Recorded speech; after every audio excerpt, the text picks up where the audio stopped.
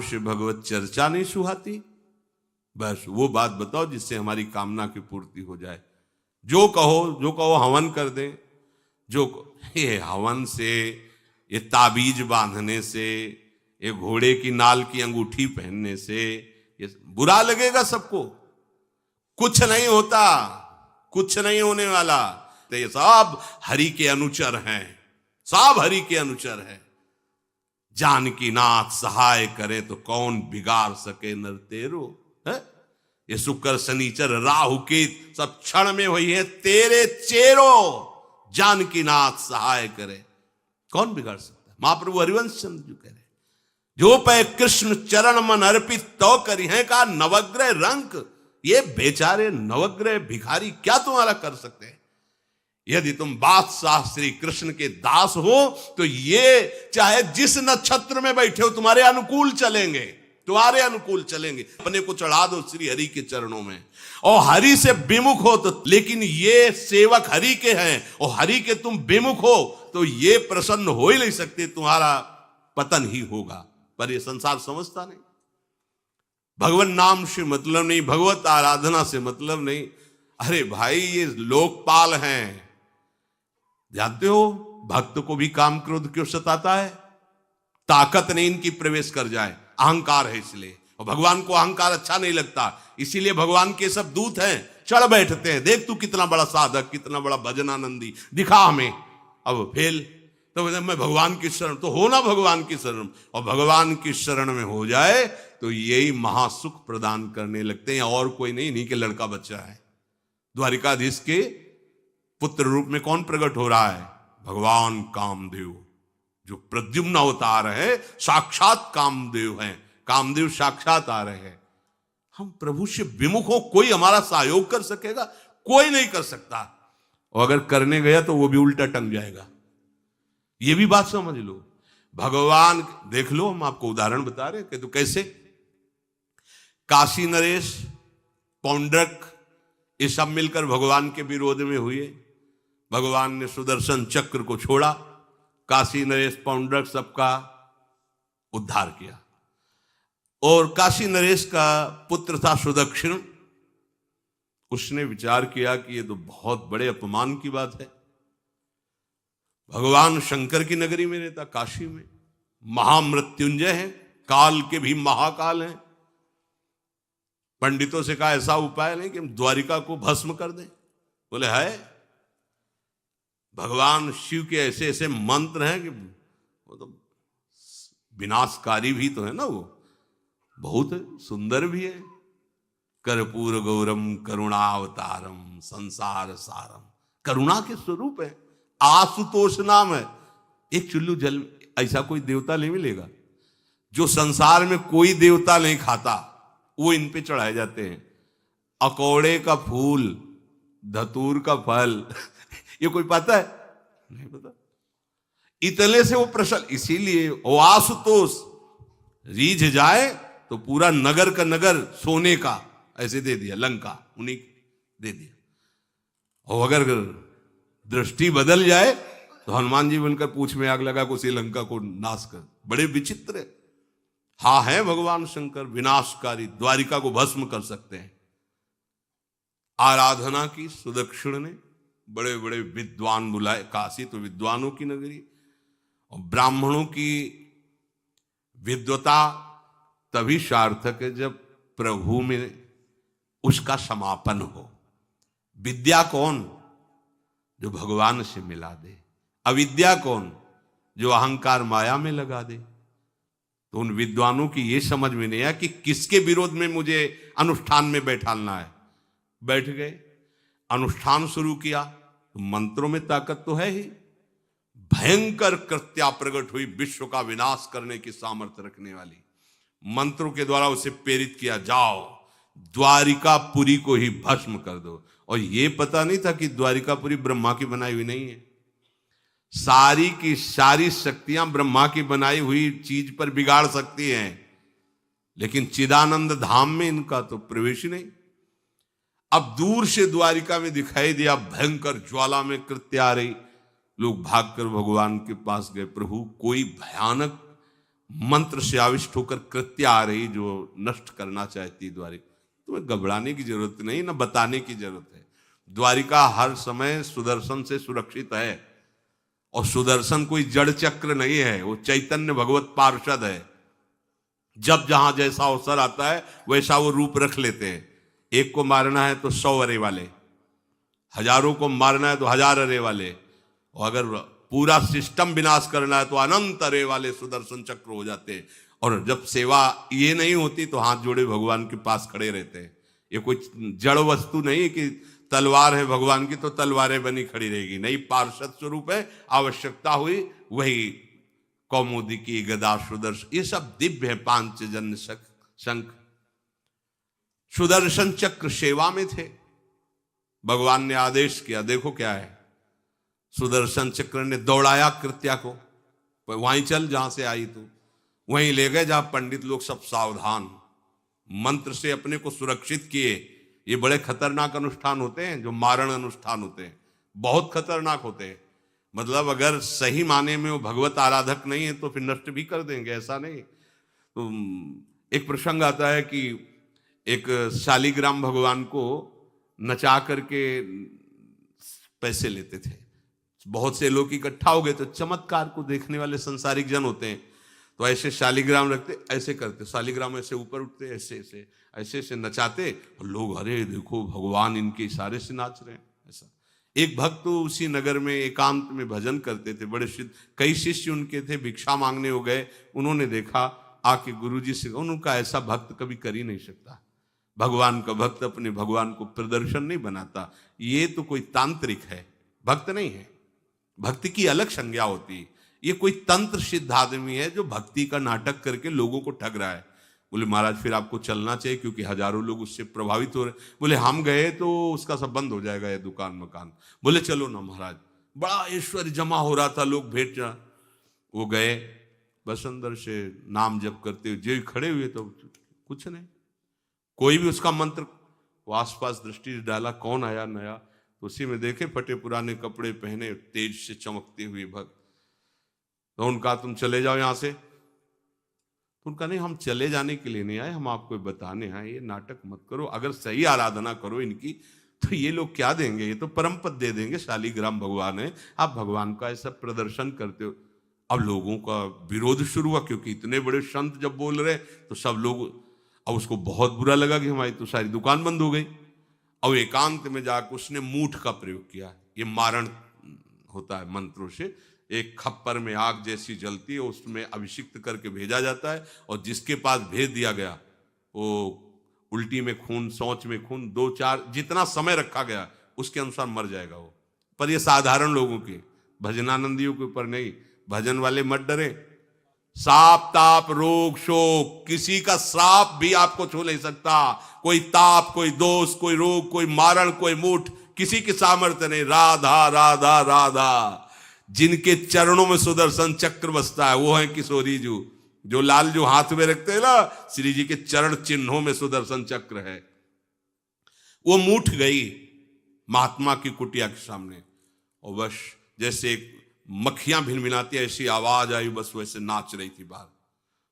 तो वो डेहरी के पास आए और उनका, हमारे दृष्टि में भगवान की सिवा कोई नहीं, आप में भी भगवत शक्ति है, क्या आप ये नहीं समझते हैं कि निरपराध के लिए मारण किया गया है? हमारे में सामर्थ्य है, हम आपको अभी नष्ट कर सकते हैं। अरे भगवान के नाम में आप जाओ और उनको दंड दो। कोई मंत्र नहीं पड़े थे, मूठ वापस हुई, और मुंह से खून, शौच से, उन्हीं के त्राहिमाम मच गया। फिर उनको लगा कि मुझे जाना चाहिए उसकी रक्षा के लिए, गए, भगवान नाम स्पर्श करते हुए ऐसे माथे पे हाथ, सब शांत हो गया। बोले अब अवसर हम दे रहे हैं, अब नाम जप कर लो, नाटक बंद करो। उस चरणों में गिरा, उसी दिन शिष्य बन गया। तो सुदर्शन चक्र ने कृत्या को नष्ट नहीं किया, वहां द्वारिका में दौड़ाया। जब काशी पहुंची, काशी भगवान विश्वनाथ जी के त्रिशूल में बसी हुई है और शिव की दृष्टि से सुरक्षित है। जो वहां श्रद्धा पूर्वक वास करे उसका मोक्ष अनिवार्य है, तारक मंत्र देकर शिव करते हैं। पर उस कृत्या को सुदर्शन ने नष्ट किया, और जितने ब्राह्मण थे सबका राधे राधे। और पूरी काशी में आग लगा दी। तो विश्वनाथ जी मुस्कुराए, नाराज थोड़ी, क्योंकि विश्वनाथ जी ने कह दिया था यदि ब्राह्मण विरोधी कोई है तो हमारा ये मारण काम कर जाएगा। और उनको ये समझ में नहीं आया कि नमो ब्रह्मण्य देवाय भगवान का नाम है, वो जानते थे। तो कोई भी भगवत विरोध भाव लेकर के किसी भी देवता की आराधना करके कुछ नहीं होने वाला। किसी भी देवता, एक तांत्रिक बहुत वो संतों को परेशान करता था, धर्म सम्राट स्वामी श्री करपात्री जी महाराज, ये बहुत पुरानी बात नहीं है। तो उन्होंने संतों ने आगे बताया कि बहुत अपमान कर देता है। उन्होंने कहा ठीक है, गए, हाँ भाई शुरू हो जाओ तुम, जितना तुम्हारे पास तंत्र है हम एक भी मंत्र नहीं बोलेंगे, दंड लिए हुए हम एक भी मंत्र नहीं बोले, हम केवल खड़े हैं, तुम प्रयोग करो। वो जो उसके तंत्र के प्रयोग, नारायण नारायण नारायण नारायण, कुछ नहीं बोले। अब हम प्रयोग करें तो उठा, साष्टांग दंडवत हुआ, बोले आप धर्म सम्राट करपात्री जी हैं क्या? क्योंकि इतनी सामर्थ्य केवल उन्हीं में है जो मुझे रोक सके। दूसरे बोले बंद कर दो, दोबारा शिकायत नहीं आनी चाहिए हमारे पास। तंत्रों में बड़ी सामर्थ्य होती है, लेकिन भगवान में अनंत सामर्थ्य होती है, अनंत सामर्थ्य होती है। इसलिए हमें कभी भी प्रभु से विमुख होकर कोई भी देवता बचा लेगा ऐसा सोचना भी नहीं कि हम किसी की आराधना करके, ऐसा नहीं, वही आपको नष्ट कर देगा। भरत जी को, जड़ भरत जी को पकड़ ले गए जो चोर लोग थे, दस्यु लोग। उन्होंने देवी जी को कहा, बड़ा भ्रम है यार, वो जगत माता है, अम्मा है सारे जगत की, और बकरे की बलि दे लेते। उनका बच्चा बकरा नहीं हुआ क्या? जब जगन माता है, जगदम्बा है, जगद अम्बा है वो, तो क्या ये छोटे छोटे जीवों को जो बलि देते हैं, क्या उनको ये पता नहीं कि ये उनकी अम्मा है? उनके सामने काट रहे हो, मां तो मुझसे प्रसन्न होगी। काट लो, अभी अवसर आएगा तब तुम्हें पता चलेगा। अब वो जो पकड़ के लाया गया था मनुष्य बलि के लिए, तो वो दस्युराज, एक बाजार सी लगी थी, उत्सव मनाया गया, उसे कहा गया था जो मनावे सो खाओ। तो जहां जाता अच्छे अच्छे पदार्थ खाता। तो दुकान वाले ने खा ले, थोड़ी देर बाद गड़ासा चले गए। बोले क्यों? तो बोले तुम्हें पता नहीं क्या? बोले नहीं। बोले बलि के लिए लाए गए हो। अब तो जलेबी मुंह की मुंह में रह गई कि इसके बाद गड़ासा चले। आसपास देखा तो रक्षक इधर उधर थे, भाग लिया। अब रक्षकों ने देखा कि वो तो है ही नहीं। अब उनको बड़ा भय लगा। अब वहां कोई फोटो थोड़ी खींची गई थी कि बलि किसकी चढ़ानी है। अब वो भागे।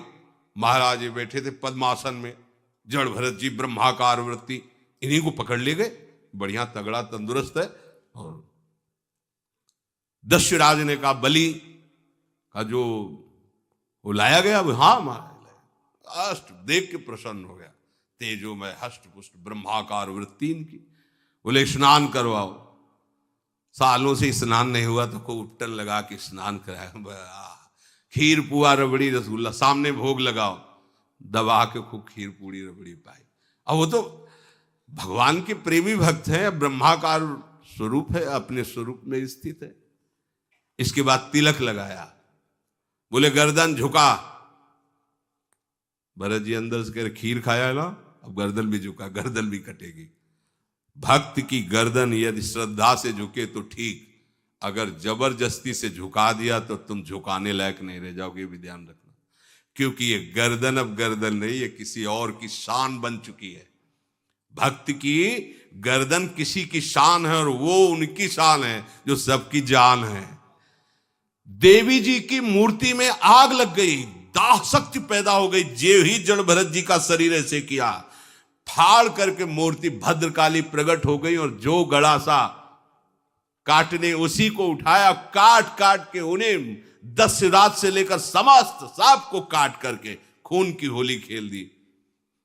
भरत जी ने देखा जब कोई काटने वाला नहीं है तो बोले ठीक है, अब चलो पचाने के लिए टहलते हैं, थोड़ा खीर पुआ खाया, चल दिए, कोई रोक। देवी जी से एक बार भी लिखा कि मां बड़ी कृपा है।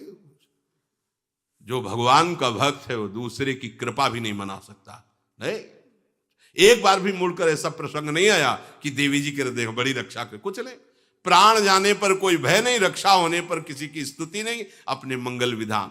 हरि आश्रय, सत्संग हरि आश्रय देता है, बहुत बड़ा बल हरि है, मान लो। एक दिन आपसे कह रहे थे कि जब आपने देखा नहीं उनको, उनसे बात नहीं हुई, और आप उनके जनों से बात सुनकर उनकी तरफ चल पड़े, इस बात से हरि आपके ऋणी हो जाते हैं। भगवान इसी बात से ऋणी हो जाते हैं। बस ये बात आप हृदय में बैठा लीजिए। जैसे लोग प्रश्न करते हैं ना कि हमने भगवान को देखा नहीं, भगवान क्यों, हम कैसे, किसी की बात तो मान लो ना। आप मान लो, वो तो आपके अंदर भी बैठे हुए हैं, वो आपको इतना प्यार देने लगेंगे, जहां कोई सहायक नहीं होगा वहां हरि आपको दिखाई देंगे। देख लेना, बिगड़ी ऐसे क्षण में बन जाती है, ऐसा लगता है गला कटा तो वो तलवार गले तक आएगी, हार बनकर सुगंधित फूल बन जाएगी, पर गले तक आने आने तक तुम्हारी निष्ठा देखी जाएगी। नहीं नहीं, बस मेरे हरि का यही विधान, वो आते आते हार बन जाएगी, वो तलवार तुम्हारा गला नहीं काट पाएगी, क्योंकि गले में हरि नाम चल रहा है। मान लो, हमारी महालक्ष्मी चरण चापती रहती, क्या चाहिए तुम्हें, क्या चाहिए। आप सच्ची माने, क्या मतलब, कितनी मलिनता छा गई। हम इसको मार देंगे तो 2 लाख रुपए मिल जाएंगे, ये कर देंगे तो, अरे भैया, अगर तू हरि नाम जपेगा तो इसकी कीमत नहीं है, कीमत नहीं, अमूल्य वस्तु है। इसके ब्याज में तू कुबेर बन सकता है, मूल तो कभी खत्म होता ही नहीं है, ब्याज में तू ब्रह्मा बन सकता है।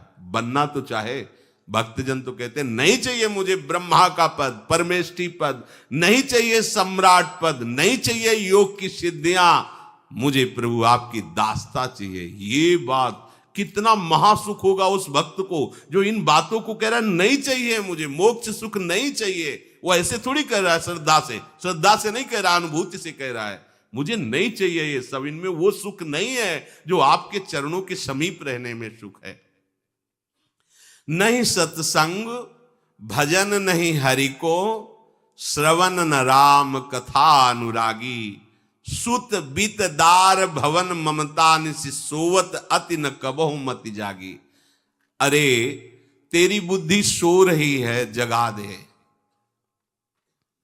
पुत्र में, रुपया में, स्त्री में, मकान में, इसमें सबकी ममता होती है, सबकी, जितने सृष्टि में पैदा हुए, केवल सत्संगी की नहीं होती।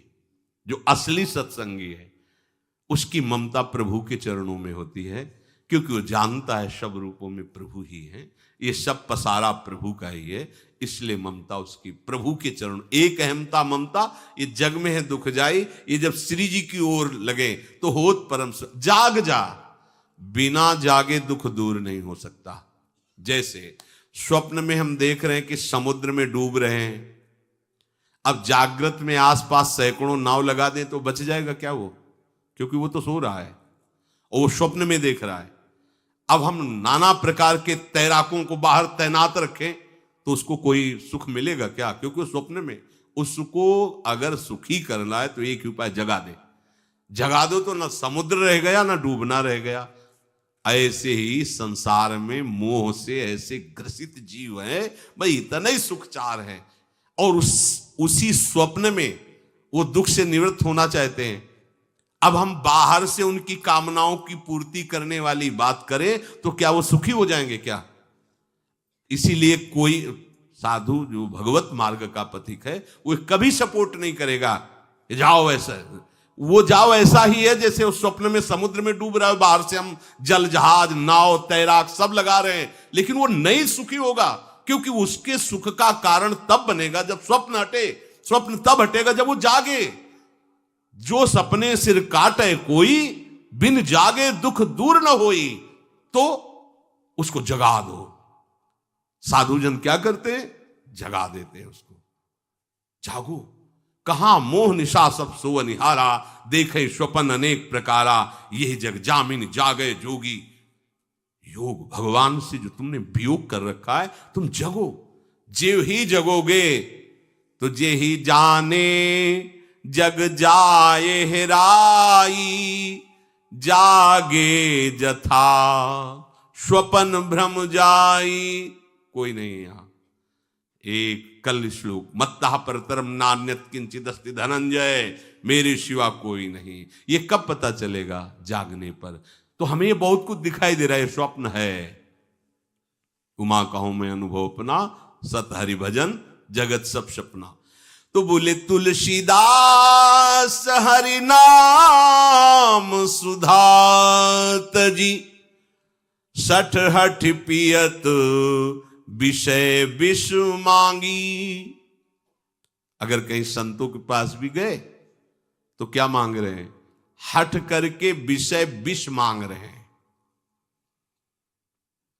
वो आत्मदेव नाम के एक ब्राह्मण थे, सब कुछ समृद्धि थी, संतान थी नहीं, बड़े दुखी गृहस्थी में।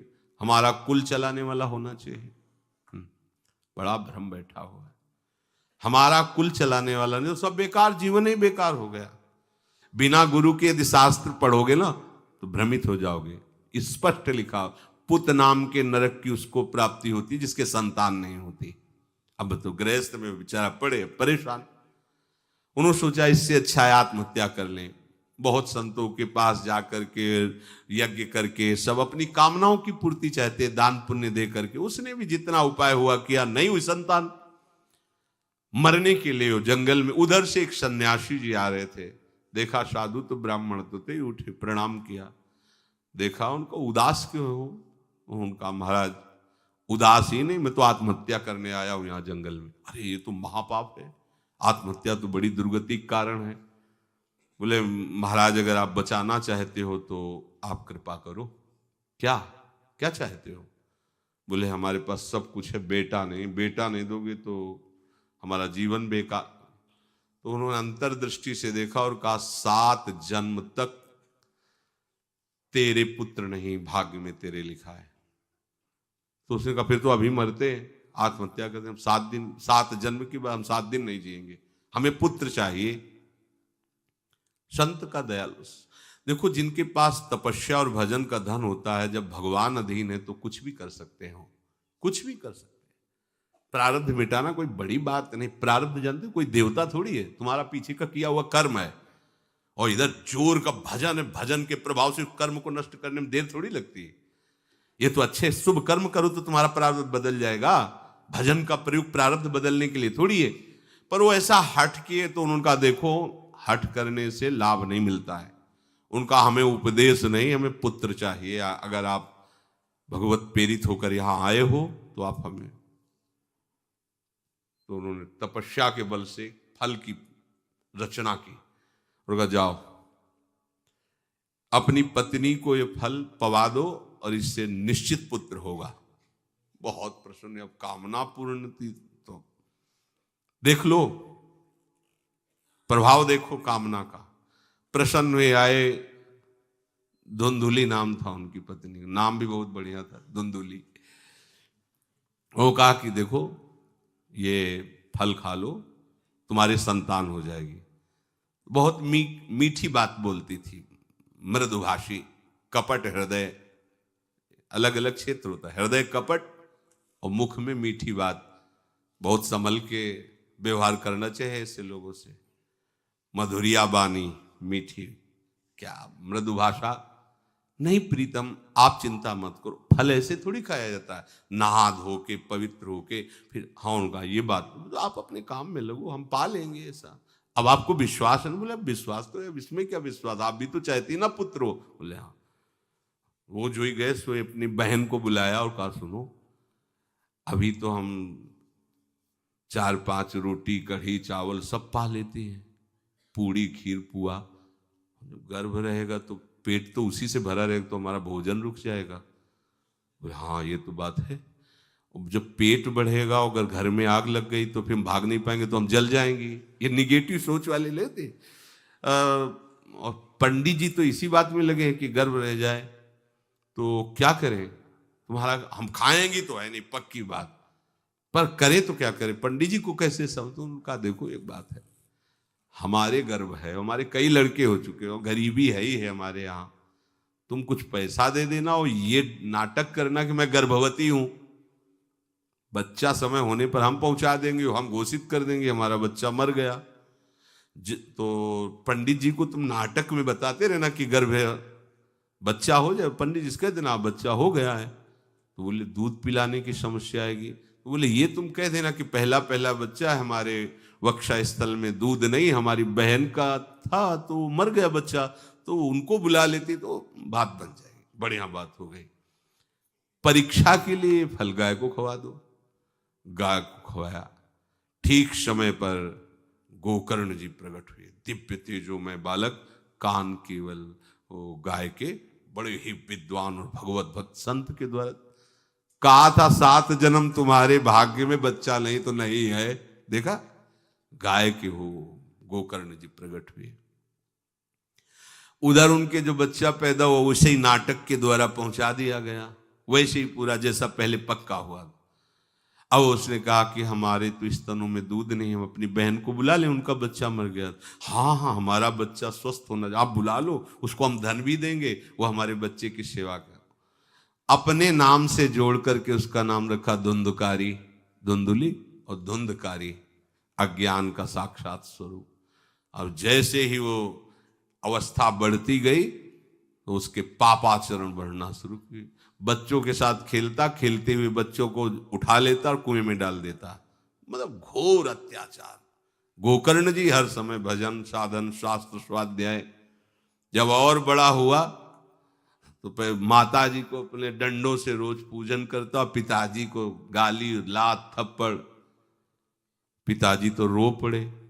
गोकर्ण जी से कहा कि बेटा हमारी गाय से प्रकट हुए पर भरोसा आप ही का है, बचा सकते हो। तो बोले पिताजी जाओ यहां से, भाग जाओ यहां से, एकांत जंगल में जाकर भगवान श्री हरि का भजन करो। उन्होंने 2 श्लोकों में उपदेश किया। दूसरा श्लोक ये, धर्मम भजस्व सततम त्यज लोक धर्मान, सेवन सदा साधु पुरुषं जहि काम तृष्णाम, अन्यस्य गुण दोष चिंतन मास मुक्त्वा, सेवा कथा रस मोहो नितराम पिबत्वम। हे पिताजी, अब तुम लोक धर्म का त्याग करके भागवत धर्म को स्वीकार करो, एकांत में जाकर साधु महापुरुषों के संग से उनके उपदिष्ट उपदेश के अनुसार आचरण करो, प्रभु की लीला कथा सुनो, ना कोई कामना ना कोई तृष्णा, किसी के गुण दोष का वर्णन मत करना, और सदैव भगवत सेवा भावना में रहना, इसी जन्म में तुम्हें भगवत प्राप्त। वो तो उधर गए, इतनी पिटाई की उसने माँ की कि माँ कुएं में गिरकर आत्महत्या कर ली।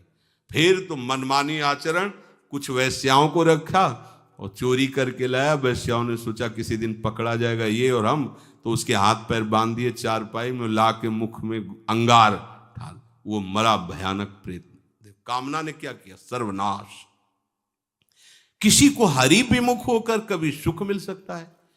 आप संतों के पास जाइए, अपनी कामना रखिए। हम ये नहीं कहते कि कामना तुम त्याग पाओगे, कामना रखिए, भगवान के पास जाइए, अपनी कामना रखिए, क्योंकि आप कामना से युक्त हैं। पर छूट इतनी दे दीजिए कि जिसमें हमारा मंगल हो वो करना। जैसे नारद जी भगवान से अपनी कामना रखते हैं कि हमारा ब्याह करवा दीजिए, और बाद में एक छूट दे देते हैं कि जेहि विधि होए नाथ हित मोरा।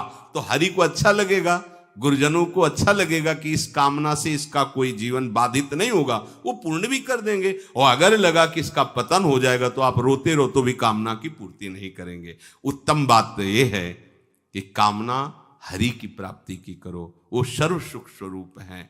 किसी का अन्य आश्रय अन्य बल ना लेते हुए अपने श्यामा श्याम के चरणों का आश्रय लेकर निरंतर भजन करो, तो ये अनुभव हो जाएगा कि सुख किसे कहते हैं। अभी तुम्हें परिचय ही नहीं मिला, सुख किसे कहते हैं। सुख सच्चिदानंद है, सुख एक रस है, सुख अविनाशी है। वो सुख सदैव बढ़ता रहता है, घटता कभी नहीं। एक रस होते हुए भी प्रतिक्षण वर्धमानम है, कभी कभी अंत नहीं होता इस सुख का। ऐसे अनंत सुख के लिए हमें मनुष्य जन्म मिला है। प्यारे, इसे मत खोइए। हर समय राधा राधा राधा राधा राधा, और किसी को दुख मत दीजिए। कोई गंदा नशा मत कीजिए, कोई गंदे आचरण मत कीजिए, गंदा भोजन मत कीजिए जिससे अन्य जीवों को कष्ट हो। ऐसा कोई भोजन स्वीकार मत करो। इसी जन्म में आप देख लेना, इसी जन्म में आपको वो वस्तु मिल जाएगी, निहाल हो जाओ। हम किसी पक्षपात की बात नहीं करते। अगर इस छाती को बचपन से अभी तक ऐसा तो हम कह देते कि भाई आगे कुछ भी हो, कोई भी हमारी गलती हो, हम ये मान सकते हैं, पर हमें ये पता चला कि बचपन से आज तक जलता ही रहा, कभी शांति नहीं मिली, भागता ही रहा पर कभी विश्राम नहीं मिला। पर हम ये आपको कह रहे हैं कि जैसा प्यार प्रभु वैसा अन्यत्र कहीं कभी कहीं नहीं मिला। और प्रभु के प्यार का मूर्तिमान स्वरूप हमारी प्यारी जू निहाल कर दिया प्रभु ने, प्यारी जू के चरणों का आश्रय और उनका परिचय देकर। पूछो बस, यहां वाणी मौन हो जाती है। प्यारी जू तो प्यारी जू, और हम ही नहीं, आप सब महाभाग्यशाली है। वृंदावन आए, राधा किशोरी जू के घर में आए और उनकी चर्चा सुन रहे हैं, उनके सिद्धांत सुन रहे हैं। कहीं ना कहीं आपके अंदर उनकी तरफ बढ़ने की इच्छा भी है, ये बहुत बड़ी बात है। बस इस इच्छा को, इस आशा को इतना बढ़ा लो कि कोई इच्छा न रह जाए, कोई आशा न रह जाए।